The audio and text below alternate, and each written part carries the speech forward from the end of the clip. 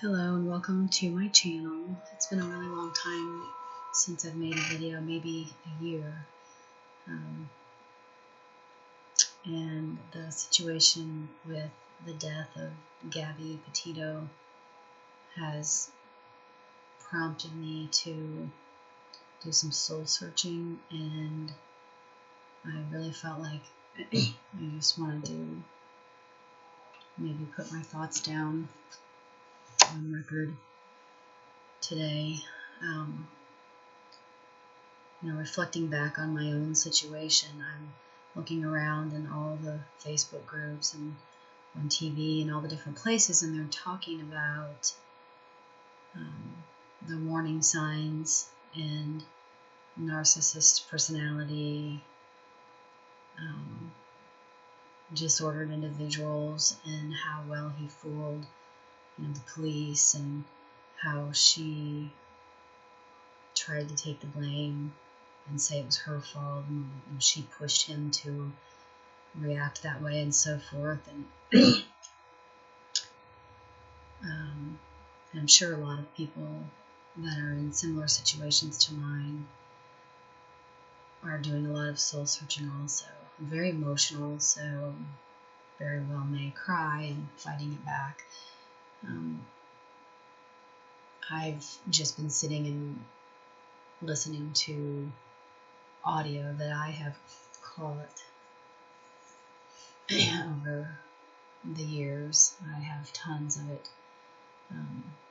If you've watched any of my videos, you know that I started making audio recordings of his rages at me, because he would always twist it around and tell me that I pushed him to it, it was my fault, I provoked, if I would have only done this or said that or not done this or not said that, it was always my fault somehow. So for a while, we've been in this shit show for, it was 8 years in June. And for a while in the beginning, I was literally horrified to be around someone that was as cruel and strong, such a strong personality as he has. I had never been around anyone like him before, never. And I came from a place of weakness, having lost my son in 2008. He was 18 in a car wreck. From that point, I went on to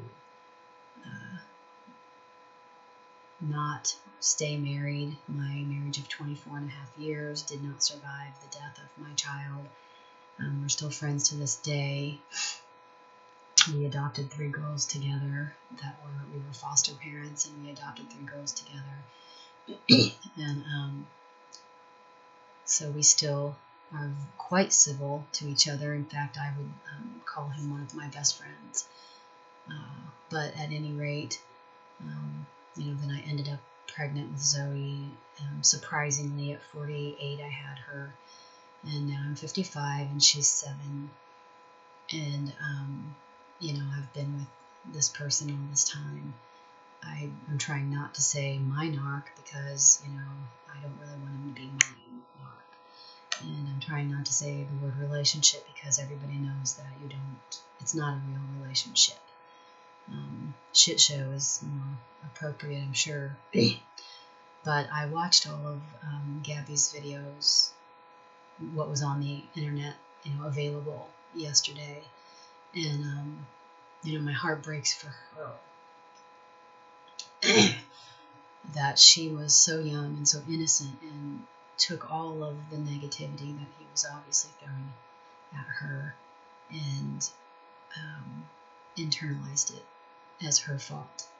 And I did that for a time. When we first got together, I thought, he's just misunderstanding me. How am I portraying myself or coming off so completely different from what my reality of me is? How is he interpreting, my existence in these negative ways? He was, a cheat, I was this, I was that, I was a fat, ugly whore, cum dump, all the things he had said I had never heard anyone verbalize in my life.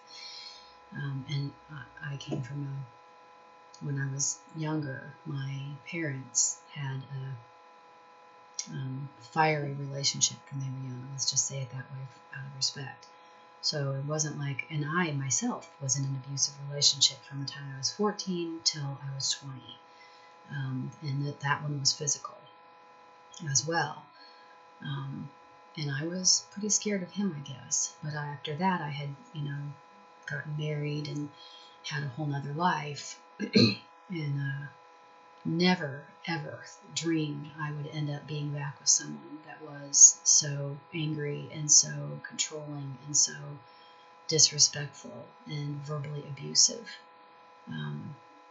He is classic narcissist personality disorder. I mean, I've studied the DSM-V. I've studied, I can't tell you how many different psychiatrist or psychologist or therapist websites that, will give examples of, the gaslighting, the projection. And I have studied my own audio recordings of him, and how he speaks to me and about me and of me, and how he minimizes me as a person and maximizes his own contributions. If he does a little tiny something and I've done the whole entire rest of the job, whatever it is, I've done nothing and he's done everything. If I keep Zoe for 4 hours and then he keeps her, for the next 3 or 4 hours, or even 5 hours, he's kept her all day. He has her all day, every day, and I did nothing. Even though the reason why he kept her was because I was working. He does not work a full-time job. He does do some house flipping, which was me and my initiative and my cash. And he has helped it a little bit, but according to him, he's done it all, and that's not true. I paid a lot of contractors to do jobs. Anyway, so in listening to all of my audio, I ran across one that was just 1 year ago. And I had made the video with his death threats. And, today after watching everything about Gabby, and I happened to notice there was a comment on there that I never saw before. It was made about 3 months ago, and somehow I missed it. Probably because I haven't really had a lot of time to, do anything with my YouTube channel. And I guess partly why I haven't is because I'm still in the same boat. It's still the same pile of shit. I still pour myself into work to avoid dealing with his issues. I tend to just be relieved when he's in a decent mood and retreat back here to the back house when he's not. I mostly stay back here. I really feel like a stranger in my own house up front. I literally, don't participate in anything up there. If I do go up there, I sit in one little spot in the living room until bed, and then I go to bed. And I'm sad to say that most of the time, the only time I go up there is if he's pressuring me for sex because it's been 2 weeks. And so then I figure I better, at least alleviate that possible argument. So anyway, I was listening to the video this morning of me a year ago playing his death threats about how he would, put a bullet in anyone's eyes, whoever dissed him in the future. And basically every time I tell him I'm done and I want you to move out of my home, he immediately retreats to, it's not anything to do with what he did. It's not his name calling or his disrespect of me. It's not his total non-contribution to any of the household expenses at all, pretty much. It's none of all of that. The only possible reason why I could be asking him to leave is because there's someone else. Like, that's it. I want to cheat. I want to show my ass. He said to me last night, he sent me a bunch of text messages. Well, we were just sitting here in the back watching TV, and it was about 8:30, and I said, are you ready to go up front? And he him-hawed around, and so I just dropped the topic. And then I had made ham and beans earlier, and he ate them. And when I first told him I was making them, he said he didn't really want ham and beans, but then when it came time to eat, he said they are pretty good, and he ate. And then he fell asleep between 8:30 and 9, and about 9:15, he woke up a little bit and said he was hungry. There had been no issues, no problems at all. And then he dozed back off, and then a few minutes later he woke up and he said, I was thinking about getting chicken. Would you get some chicken? And I said, chicken? And I said, picked my phone up to see what time it was, and I said, sure. And he said, oh, I was thinking about it, but never mind. Forget it. And I said, okay, well, I'll order it if you want me to. And he said, no, forget it. And I just put my phone down and sat there. And the next thing I know, about 3 minutes went by, and he just jumped up, stormed across the room, went into the bedroom, and said to Zoe, I'm ready to go up front. Are you coming with me? And she can sense his change in, attitude all of a sudden. And she said, I don't know, which is her way of saying, not with you now, like you are. And that made him mad. So he turned around and he walked out to the door, and he just walked out the door and slammed it really hard. And I'm just sitting there completely stunned, like, what just happened? And so I waited a couple of minutes, and then I tried to call him. And I was going to say, what happened? Why did you get mad? And although I know that when he wakes up, he is always almost on the verge of a rage just by waking up. And he had just done that. But anyway, so he didn't answer. So I texted him that, and I said, what happened? And he texted me back like a really, really terrible text message, which I'll just read you. Out of the clear blue sky, nothing, not prepared for anything shitty. I just said, what happened? Actually, I said, what the heck just happened? Why did you slam the door? I told you at 8:30 I was ready to go out front. You fell asleep. You mentioned chicken. I said I'd order it. Next thing I know, you're getting up and you're saying you're going fucking up front like you're pissed off at me, and I didn't do anything. And this was his response. It's a little lengthy. My cat's bugging me. And you guys didn't follow behind. You can't get me fucking food, but you can fuck and get your ass food, fucking food, and do whatever you done this morning with whomever, and the stranger that came over here while you knew we were asleep. I had a client meeting at noon that came to my office. And you're happy to stay back there so you can text and play with yourself and send pictures to strangers or whoever.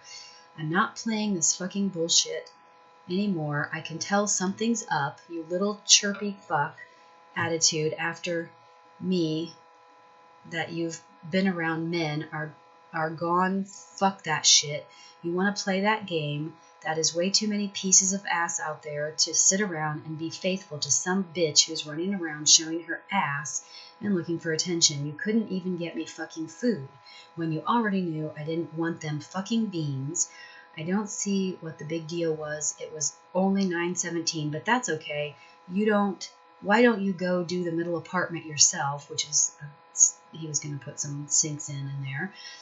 And everything else, and take care of her. I've been back and forth, and then when I ask you, are you ready to go up front, she says she doesn't want to, or she doesn't know. I'm getting tired of being the bad guy, which I think you're putting yourself in that category, when you guys don't give a shit about anything that I want or need. It's about what you want and she needs, and I'm sick of it. So text whoever the fuck you want. I'm going to get some pussy and titty pictures. How about that? Go for it, motherfucker. That was his response. And I was just like, oh my God. So I'm saying that to memorialize last night, I guess, and my feelings today about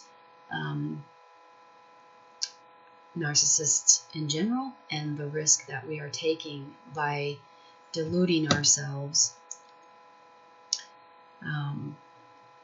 in the idea that, they're not as bad as we think they are, or whatever it is, it is as bad as we think. It is definitely as bad as we think. And that's what scares me the most, is the idea that, you know, I'm pretending, I guess, that I'm safer than I really am. In my mind. Now, I want to try to find this little comment that this one lady wrote to me that I just read today, which seems to be so perfect, really, really perfect for the whole situation. Oh, I hope I can find it.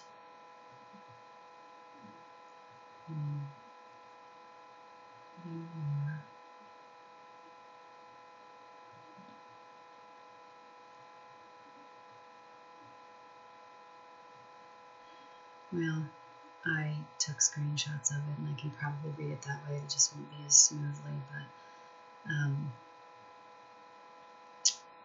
this is what she wrote, and I had not seen this until today. And I'm watching the video that he threatens to kill me in. So I'm listening to that, and then I'm thinking about Gabby and the fact that 8 years later I'm still sitting in this muck hole of a situation, and I see this, and it's going to be a little rough because I'm going to have to... You're very brave to share such a raw subject matter openly and honestly. Perhaps this is the way forward regarding abusive relationships, so people can see and hear and feel the truth. I was never so brave as to tell or trust anyone as you have.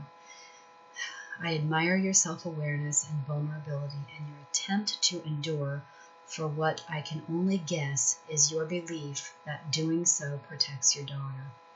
So I doubt you want to hear this, but the truth is often confronting. Let's see if I can get back to the next one. There's also a bit of naivety. Maybe it's more denial that he's not just a narcissist or stubborn. He's an adult man, and he's dangerous. He is physically already a threat to you now. From how he spoke to you to taking action on his words is so much closer than you want to acknowledge. It appears you can feel that when you are listening back to him and speaking as he is speaking to you, and while you're trying to make seemingly intelligent, strategic moves.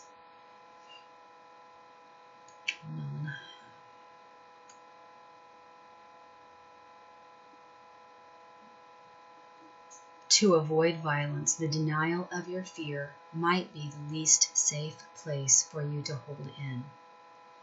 That fear may be there to urge you away, warning you what is coming. It's easy to keep reassuring oneself that it won't go that way. Hopefully it won't. Hopefully it won't go that way today, and yet part of you must know that there's an ugly inevitability here. I'm no stranger to men in a rage, and he sounds very much like some I know who have made good on their threats when cornered or pushed. Is waiting for that day to try to remove yourself at your absolute weakest capability your only option?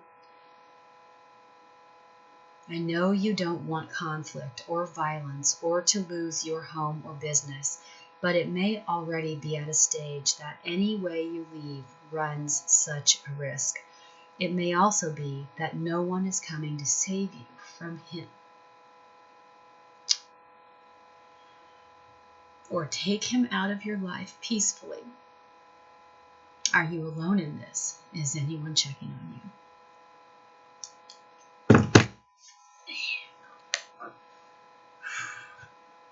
Those are some really, really tough words for any of us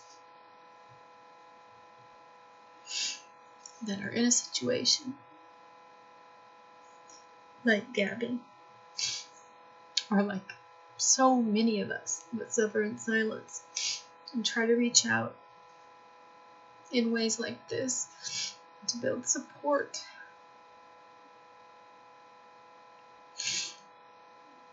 To counteract the negative comments that are thrown at us on a daily basis.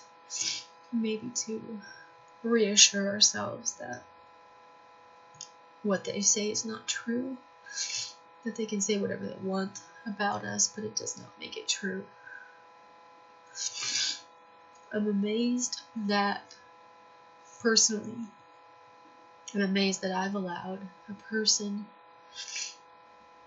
who really has very little good redeeming qualities to put me in this box and minimize every one of my achievements and not allow me to get a word in edgewise in any conversation,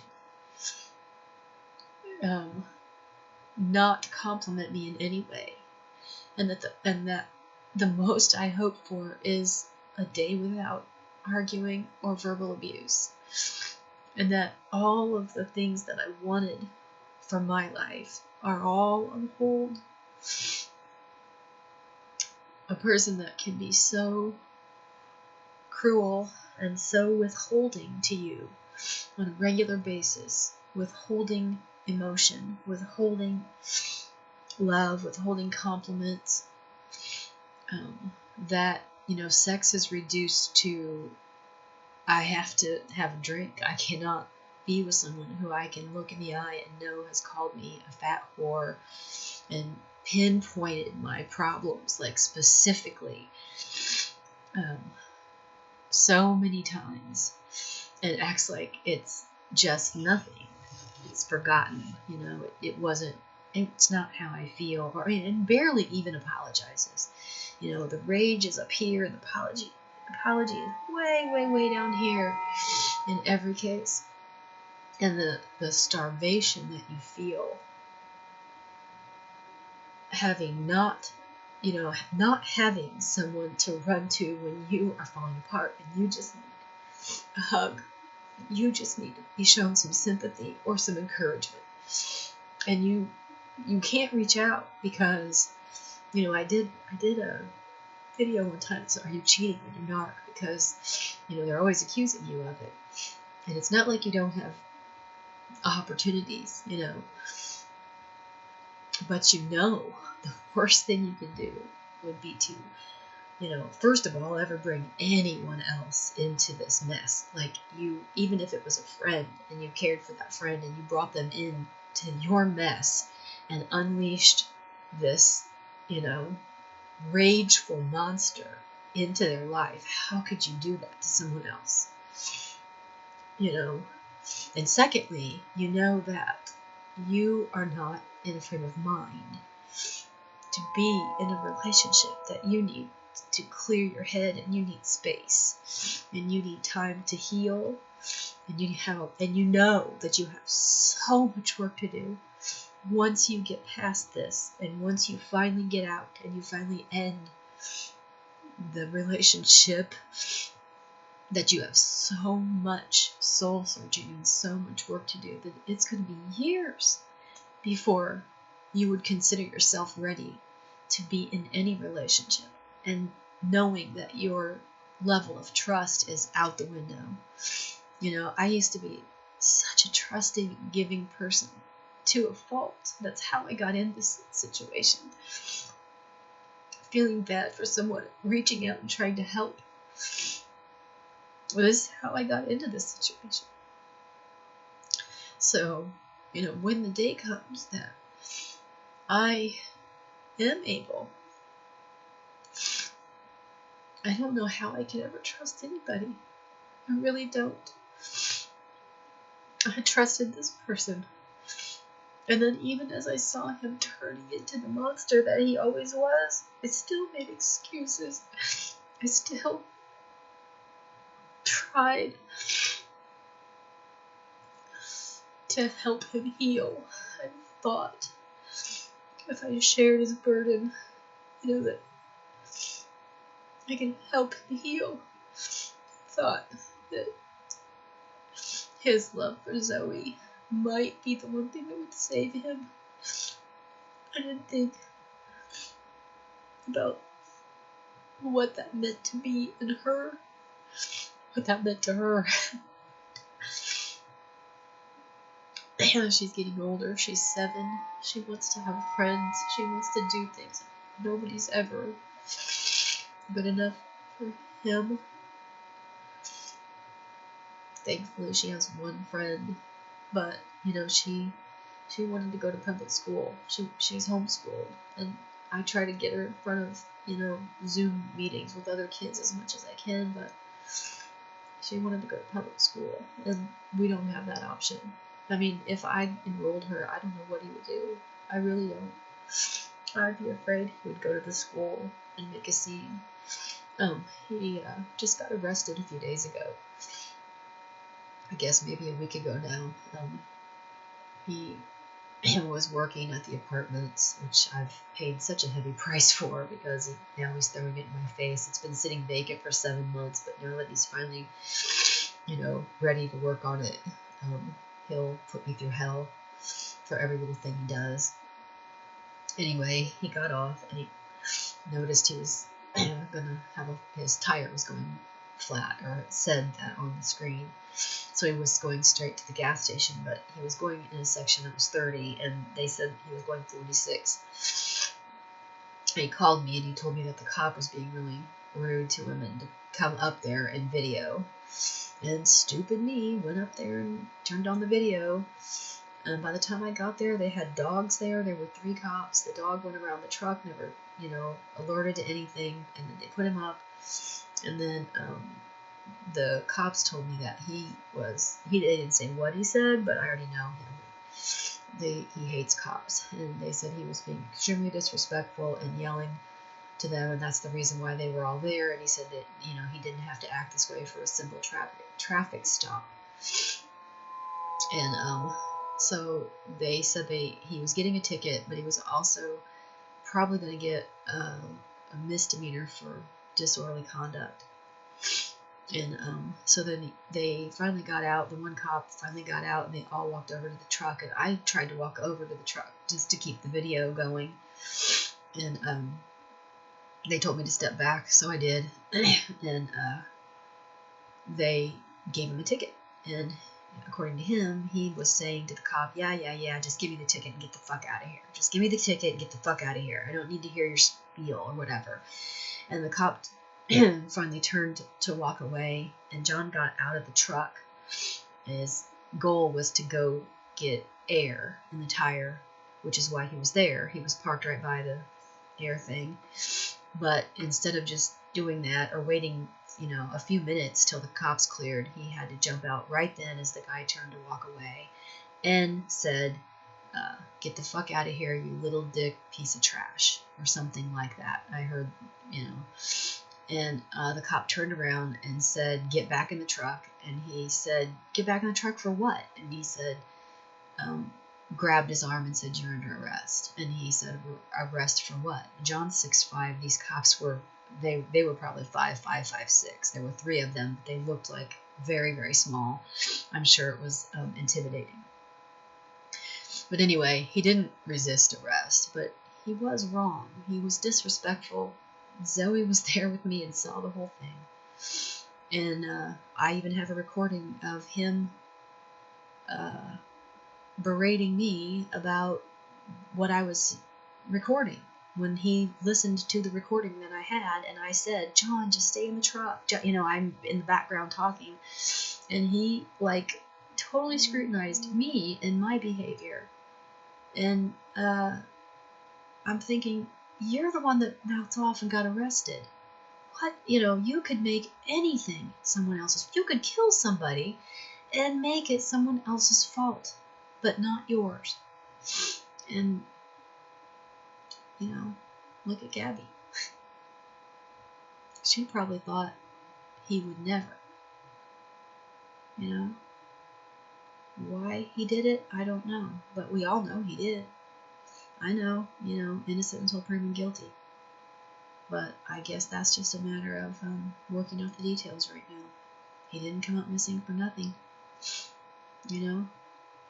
Anyway, this is 30 minutes. I didn't plan on it being that long. And like I said, I really have no point other than if you're listening to this and you've seen all the stuff with Gabby, you know, girls, boys, we better be making some decisions.